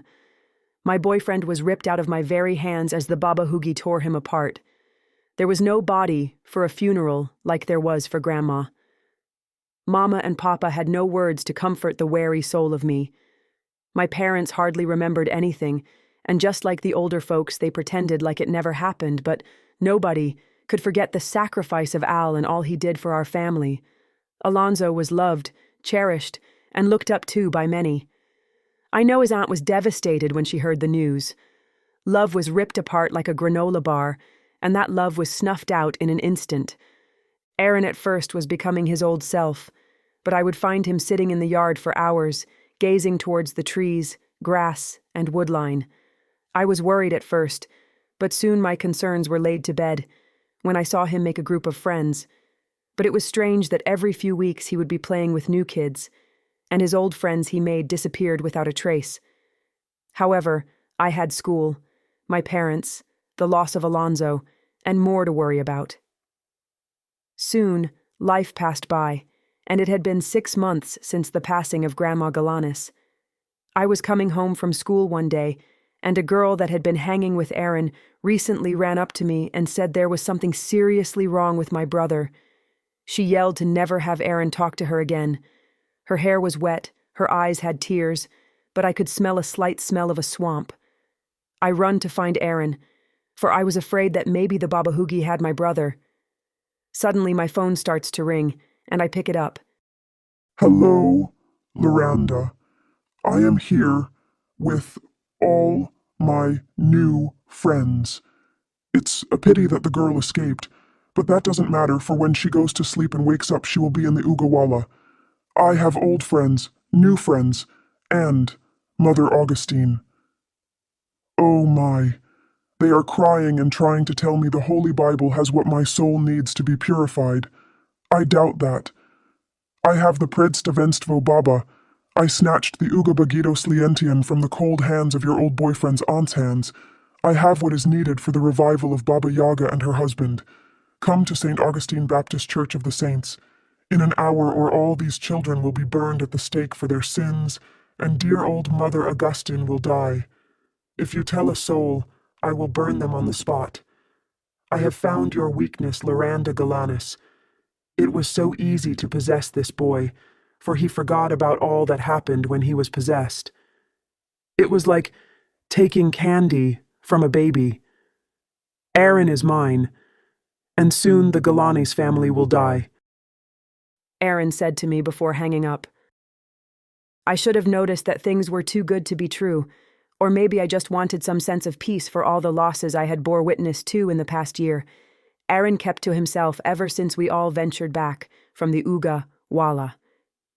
It was strange, for he had not said a word of anything, and when he did speak, it was as if it were in riddles. But I had my own issues to deal with, along with making sure Mama and Papa were doing okay. I always wondered why objects would appear in different locations. The door to the basement always seemed opened the next day, even after I thought I had closed it, and Aaron would spend countless hours just looking at pictures of Grandma Galanis. Soon, my brother found friends, which now I realized it was because he was performing unholy acts on his friends. He captured many children and forced them to become the sacrifice to Baba Yaga and Hugi. In later times, I heard that Alonso's aunt had been murdered in cold blood, no doubt from whatever darkness that was attached to Aaron. As I got into the church, things were different. Things were dark, and I could hear the cries of the damned as they begged for God to save them. Aaron, what are you doing? What in the name of the Father are you doing? I asked, only to be greeted by Aaron, who looked vastly different. His eyes were drooping. He had bags underneath his eyes, and even terrible rashes with pimples and boils about his lips, face, and neck. He walked strange as he spoke. You understand what must be done, Loranda, you helpless seed of the damned. I will come back to the land of the living through your brother who can never escape the madness and darkness of the Ugawala. The Baba Hoogie has his soul, as he plays with it like a little girl might play with a doll. Don't dilly-dally, my dear. God is not here, you twat. Give in to me, Loranda. However, I throw my hand in the air and scream at the top of my lungs. Father Thomas! Father O'Brien! Help me cast out this demon from the body of my beloved brother. We must fight as Alonso Michael Alvarez did. We must purify this darkness and save those tainted with this demonic presence and rid ourselves of satanic possession. Please guide us and protect us with your radiating light, God, the Father. Protect us, cherubim, as you incinerate the darkness creeping into the lives of all who follow the will of God. Please protect this tainted soul from the Baba Hoogie and the Baba Yaga, that foul witch. I prayed. I screamed. I begged. It was Aaron we performed unholy acts of murder, satanic rituals of summoning, kidnapping the innocent children who sought the light, and the assault of that girl who ran. She would return with police officers, and I wish she just went home. For people who don't follow God would not understand what is happening. The sacrificing of a virgin girl would take place. The eating of a godless man's heart would take place. The death of the innocent children would take place. And the exorcism of Aaron Galanis with the aid of Mother Augustine, Father Thomas, Father O'Brien, and myself would begin. How would we save my brother from the possession of the Baba demons? You see, demons are different from demons. Demons are stronger, more sinister, and darker malevolent creatures that seek death through possession, haunting, and the act of both cannibalism and homicide. It would be a long battle. It would take everything we had to exorcise the two demons which were controlling my brother. Part 2. The Exorcism of Aaron Galanis. The air was deathly cold, as one could see their own breath as they exhaled. If one inhaled, it hurt, because the devil was lurking in the body of the sinful, those who had long abandoned God, and those who walked a path of darkness. The pathway to the altar, where a huge Bible stood, was frozen with ice. However, the power of the cherubim shredded that cursed dark magic of ice that was cast by a vile witch. The form of the angels known as a cherubim was filled with so much holiness that we could do nothing but be in awe at this spectacular and godly sight. The witch that casted this darkness was accompanied by her faithful husband. From a long time ago, they had given into the darkest portions of humanity and now resorted to the possession, oppression, and cannibalism of the innocent. Cries of children could be heard, but also a door which illuminated purple could be seen. As vines grew, thorned roses filled with the blood of those who had met their end in that place void of God, and weeds came out of underneath the cracks it had. "Save me, Mommy! I am scared!" Children voices could be heard, as a boy could be seen laughing. Father Thomas and O'Brien start reading passages from the Holy Bible, but are met with laughter. That laughter is met with an ungodly smile, and sent shivers down to the very soul of a man. I speak the words of old, you silly whelp. Roast in the oven like a pie, as I gobble up all your fantasies of hope. May you be forever swallowed up by the cage you have set for yourself, you dumb little duck. Fried duck in my kettle, cooked flesh in my skittle, baked humans in my pot. Die and rot, you wicked fox. I have claimed this boy's soul as mine, and he will die in despair, you sinful priest. Aaron Galanis said to the two men who were priests. However, I join in reciting scriptures and holy songs, but Aaron just laughed. My brother was beyond saving now. His arm twisted as he reached in the satchel he was wearing. Oh, men of God, let us play a game and dance to the power of Witch's blight. Will you save Aaron or the children? How about Mother Augustine? You cannot save them all. You will have to choose one. Aaron screamed. I don't negotiate with demons. God will protect all his children, you foul and wicked witch. Submit to the Holy Father. Suddenly loud screaming could be heard, as that sound reverberated throughout the church, piercing the eardrums. Snowmen rose from the ground as large as a man. They were made of ice, snow, and darkness.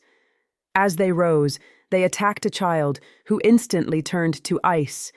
The door soon swung open, and the vines soon grabbed that poor child and dragged it through the Ugawala. Now, we all realized that what controlled my brother would do anything to win and get what it wanted. I rebuke you in the name of the Father, Son, and Holy Spirit. May we be protected by the holy cherubim, the three of us said over and over. However, in the end, Aaron just grabbed Mother Augustine as he ripped off her yellow and blue dress. I will defile this Mother Virgin and taint her as I tainted Aaron's soul. You cannot win, Father Thomas, Father O'Brien, and little Loranda. Suddenly the doors of the church swung opened, and the girl who had ran away from me saying that she wanted no parts with Aaron came in with a group of police officers. What the hell is going on here? Stop what you are doing, a police officer could be heard saying. We pleaded to the officer to escape, for Aaron was unstable, and not himself. What the hell are you crazy religious folks saying? Listen, I don't care what you think is going on, but you need to stop, come with me, and answer some damn questions. You crazy folks have lost your marbles. The police officer, Eddie Lars, yelled at us. He did not understand what was going on was a spiritual battle, and trying to conversate with him led to nothing. The more we begged, the more he got upset, for all he saw was children looking to be kidnapped. A woman whose dress was ripped, exposing her body publicly for all to see. A boy with a satchel on his shoulder, which could have been a weapon, and us gathered around. However, when he told his fellow officers to apprehend Aaron, they were met with an evil smile. The Baba Hoogie will see your lovely wife Eleanor Lars dead, officer. Baba Yaga ate her nose and now she cannot breathe. I will butcher these children, eat your heart, and as you are clinging to life, I will force you to watch me kill these lost, wicked souls. You are a godless man and will pay the price for your sins. I am beyond what your feeble human mind can fathom. Be like a roasted turkey as I consume you, dear. Aaron said, as he swiftly killed and ate the fellow officers. The police tried stopping him and threatened to shoot him, but their threats meant nothing for the Baba demons who were controlling my brother. They screamed to stop, as Aaron bit into the neck of an officer, but he twisted his head completely around and they were met with one sentence. Zomriv Ugawala, Prasata Ashwabi. Die in the Ugawala, you pigs and roaches. Soon their skin melted like cheese in the oven. They screamed and begged God to save them, only for Aaron to laugh, for they only called out to God when their lives were being snuffed out. Eventually, the officers who had been Eddie Lars' backup met their death as their blood poured into the floors and ran to the door of the Ugawala. Eddie drew his firearm and shot Aaron, who swiftly fell to the ground, but like a zombie he came back as his joints popped, twisted, and snapped. He lunged at Eddie, ripping his chest open with what was in his satchel, a knife. Aaron stabbed and stabbed, then soon reached his hand into the man's deep wound and ripped out his beating heart and ate it. Oh, my Lord! Praise be to the Holy Ones! Your heart is so damn tasty. I want more. Know this, you dumb man. Baba Hoogie will eat your toes. Baba Yaga bakes you like fried dough. Enter madness as your soul will be devoured by the old ones. Be forever stuck in the Ugawala. May you be a spirit wandering as you hope someone touches and uses the Predstavenstvo Baba to release your spirit. And when that day happens, that hope will be snuffed out when I gobble up your pitiful soul. Nobody can save you. Goodbye, Eddie. Aaron said as he killed the man. We were all in shock, paralyzed with fear, and darkness crippled our souls. How could one demon be this sinister? How would we win? All was lost, for Aaron went back to where Mother Augustine was and began kissing her lips, rubbing her breast, and speaking of all the ways he would defile that woman of God. It was disturbing, and as he was about to commit unholy acts, it was here that Father Thomas, with all his power, spoke with authority that he needed the power of Jophiel the archangel. It was Jophiel who commands the cherubim, and it was this prayer and last plead for help that changed the outcome that day. I call upon the holy archangel Jophiel, who commands the holy cherubim, from the ancient texts of the Holy Bible, Zohar, and even the Uga Bagidos Lientian. I seek aid of God, the angels, and all things holy. Use my body to smite this evil darkness from our homes, our lands, our holy sanctuary. That witch and her husband have defiled the innocent, the lost, and the church of God itself. Please help us, Father Thomas said. Instantly, Father O'Brien screamed not to do it, for any mortal who says it would die for the holy rays of any angel would rip apart any mortal, even if blessings came our way to throw life away. For the saving of hundreds, this was something unimaginable. A light shone on the church as a voice called out, "I have heard your pleas for help, and I will save you. I will protect these innocent children who are left remaining. You sacrifice Thomas will be forever remembered as your name goes into the book of cherished mortals who have God's approval. You have walked your entire life in the light. May you know true peace, my child. I am Jophiel the archangel who commands the cherubim, and no evil can escape their wrath. God has judged Baba Hugi and Yaga. I cast you out of this boy," the archangel said. Suddenly the body of Father Thomas evaporated as only ash was left, and from his body cherubim came out of him. They were magnificent, Father O'Brien, and I gained the blessings from the archangel, so we were not instantly killed by seeing these holy creatures. It astounded me, and I had no words to speak. Imagine a feeling of bliss, as you wanted to do everything to please the gods. It was like nothing I had ever seen. The cherubim had beautiful wings, as big as buildings, human bodies, but the head of a goat, bull, sheep, and frog. The faces were covered, and on the wings had multiple eyes. As they uncovered their faces, a warm light emitted from them, and all we could hear was screaming from the body of Aaron. You cannot win, you foul angel. This body is ours. This body will wither. Your power will kill the boy.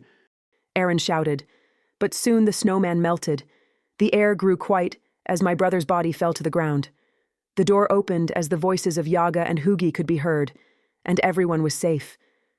The archangel smiled at me as he disappeared back to what I imagined was heaven, and I saw the soul of Grandma Galanis smiling at me, saying she was so proud of the woman I had became. My heart was heavy as my brother wasn't waking up, but eventually he did, and we embraced. I vowed that day to never leave my brother's side. Father O'Brien helped the children back home, and we all thanked each other as finally the devil had lost its grip on us, or so we thought. A week later, when the Galanis family were sound asleep, I was visited by Baba Yaga one last time. You thought a damn archangel could stop me. I remember when Jophiel was created. I am from the olden world. Aaron will be mine forever, and Loranda, you will grow into madness as I rip apart that love you have for him. The family will be divided, for you forget I cursed that snot-nosed brat a while back. He is forever connected to the Predstavenstvo Baba and will be drawn into the Ugawala. Find the Uga Bagidos Lientian that the archangel and his cherubim have hidden from our eyes to save your brother. This is my final gift to you, as your parents will wonder who took their beloved son, where he is, and how to find him. For each week you linger, dear, I will cook a body part in my stove. Aaron is expendable, and I will find many more till I finally have the entire Galanis family in my cooked stew. No despair, grief, and turmoil, as I rip away the love of family, kindness of the heart, and hope as mine was ripped from me ages ago. As Baba Yaga said this, she laughed and cackled before rushing into my brother's room and taking him to the Ugawala. I never found a way back to the Ugawala, but every day I pray I do. Aaron, I am so terribly sorry I wasn't strong enough to save you. I lost Grandma Galanis, and that broke me. Losing you sent me to the edge, but I managed to fight every day. Mama and Papa know not where you have gone, and I know I can never tell them the truth, for it would break them. I know they don't believe the things Grandma would say, and they are not in a spiritual place where they can accept you were taken by a demonic witch. However, I have found a boy who might be able to access the Ugawala. I met him while diving into the world of Reddit. His name is Brandon Clark. His knowledge on Slovak demons, unearthly dimensions, and more fascinate the mind. It is said he lives in Luxor, Egypt. He is my only connection with saving you, my sweet little brother. My name is Loranda Galanis, and this was the story of the exorcism of Aaron Galanis. You may think this is a made-up story from the mind of a mentally ill family, but this tale was very real for the Galanis family as hope, dreams, and love were ripped apart. I just pray God gives me the strength to endure on, for I know my brother is still alive somewhere. Aaron, I won't stop trying to find you. Part 3. A boy who crossed paths with life and death. The sun scorched the skin as hollering from a door deep in the tombs of the kings sent fear down his spine. A boy who was special and had documented strange events from around the world. He proved to the church that strange anomalies were taking place. The year was 2025, and he had opened the church's eyes to a spiritual battle that had started from times of old. He told people of the demon that had haunted the town of Saco Bay, Maine, in the United States. All laughed at him until his research proved it to be a grand scheme dating back almost 250 years ago. He proved that a vampire or ghoul was haunting the town of Middleburg, Virginia, where a black-seeming psychopath had been killing off white folks. He even found a way to another world. Maybe it was a portal to hell? Brandon Clark found a way to a place called the Ugawala. It was void of light, with death looming every corner. He saw Baba Yaga and Baba Hugi there, and was terrified, but happened to come across a Reddit user who also talked about this place. She said her little brother was trapped there, and she needed to get him out. So the two planned to venture to this newfound world and stop the demons who lurked this swampy cabin forever. However, that tale would see so much madness, I don't know how one could survive. Brandon Clark would be a key component on how we stopped Baba Yaga and Baba Hugi. The tale of Brandon Clark, Loranda Galanis, and more would open the gateway to both angels and demons. Be careful what you use, and in all things seek the light of God. My name is Loranda, and I miss my brother Aaron every single day.